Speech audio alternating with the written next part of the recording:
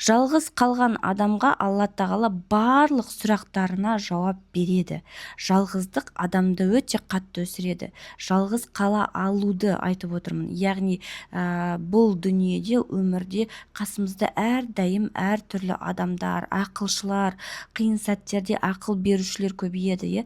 Кез келген қиын сәтте адам жалғыз қалу керек, өйткені жалғыз қалған кезде, қасыңда ақылшылар болмаған кезде ішіңізге тереңінен үңіле аласыз. Және де кез келген проблеманың жауабы сіздің ішіңізде жатыр, сіздің түп санаңызда жатыр. Сіз оны қазір байқай алмай тұрсыз.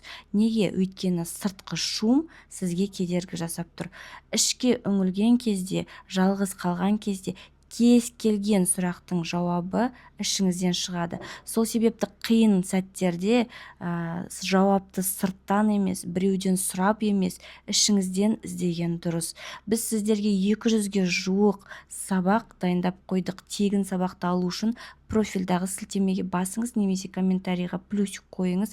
Бізбен бірге дамып, өміріңізді өзгертіңіз.